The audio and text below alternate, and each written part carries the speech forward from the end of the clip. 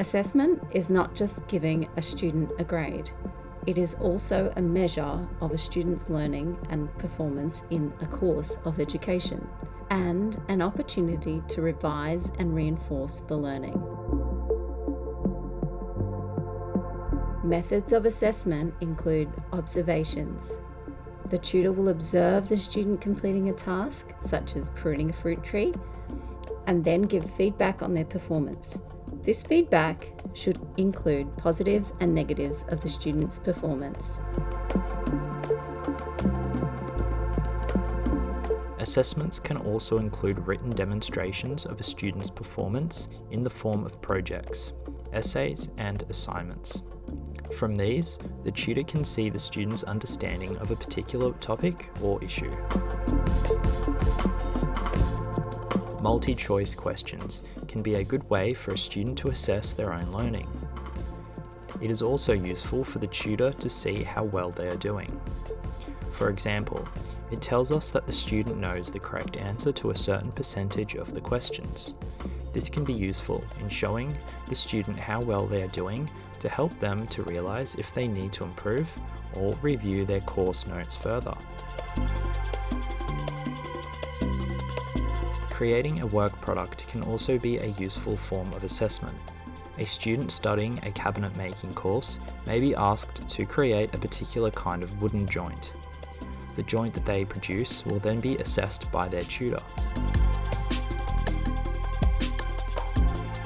Presentations can also be useful. A student may be asked to give a presentation on a particular topic. The student has to research the topic, then organise the information so that they can create a useful and informative presentation.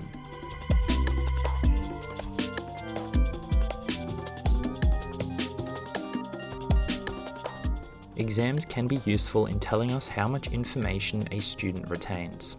However, sometimes a student may study to simply pass the exam, not to gain an in-depth and general understanding of the topic that they are studying.